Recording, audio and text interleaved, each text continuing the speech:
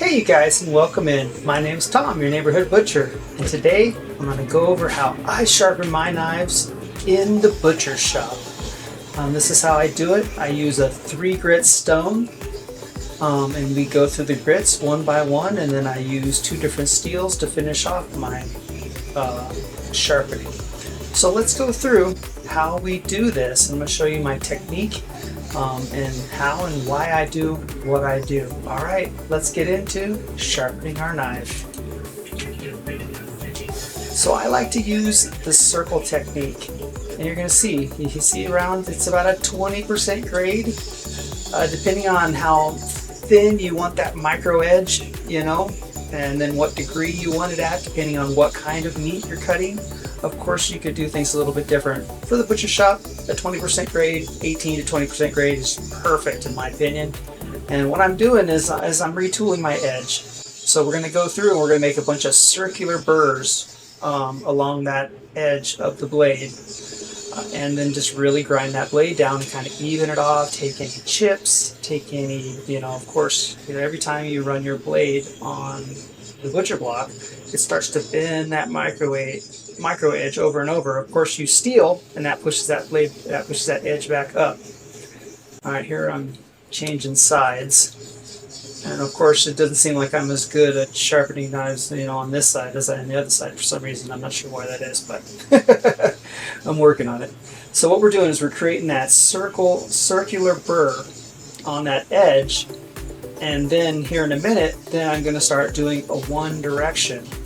And then what I'm doing is I'm cutting the top off the circle, and then you have 2 nice burrs, all going, the right direction, in my opinion, to get a really nice edge and a knife edge that's going to hold up for a while, in my opinion. And you'll see here in just a moment that we're going to flip over, and this is on this 3-grit stone. I'm on the coarsest grit right now, and that's what I'm cutting my edge on. So you always start with the coarsest grit, and then you work your way, to the medium grit, and then to the less grit. And here now I'm starting to cut my edge. So I'm just continuing with a nice steady 20% grade, and then we're just pulling.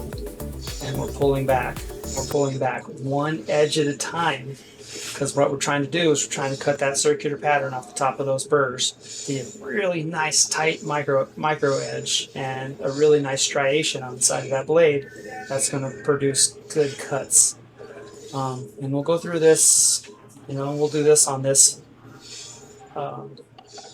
coarsest grit, and then we'll switch to the next grit, to the medium grit, and we'll do the same thing. And we'll spend, I don't know, I don't really stroke it out. It just depends. When you look at your knife tip, you really can look at it and kind of see, what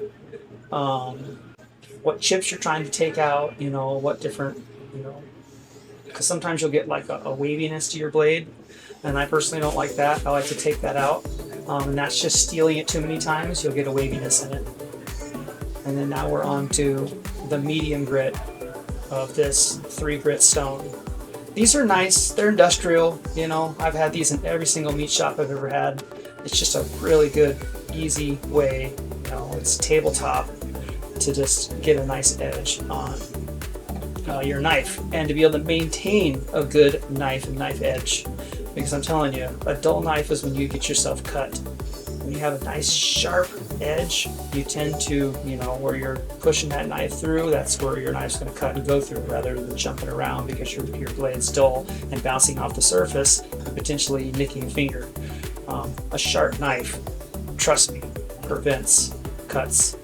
And then this is, the lightest grit. And then after we do this for a minute, we're going to go into the steels, and we're going to finish that edge off with the steel. And that steel is really going to just finish, it's going to finish that. It basically adds like a sheen to that micro edge, and it really makes everything just nice and sharp. And that's what you're going to see me do next. Unfortunately, I do this really, really fast, and you won't be able to really see the angle, that I'm going at on the steels, but it's the same process, that 18 to 20 20% grade. And you're just trying to maintain that. It's consistency from the coarsest stone to your lightest stone. There we go. Now this is a heavier steel.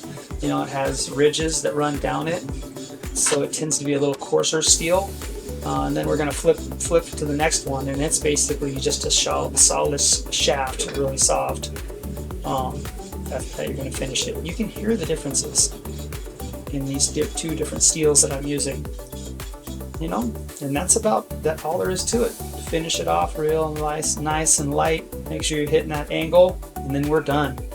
We're done, you guys. And that's basically, it's a 10-inch knife, and that's how you do it.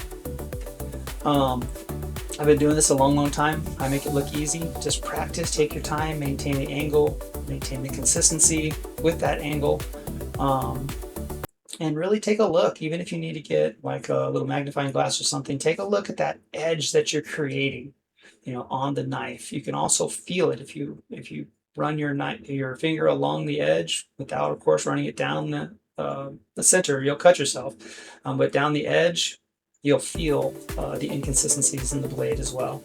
So, hey, I hope this was informative. Thank you guys for spending some time with me. Please like and subscribe, and hey, share this out to your friends if you know somebody that has dull knives in their house. And hey, I will see you next time. Thank you very much. Bye now.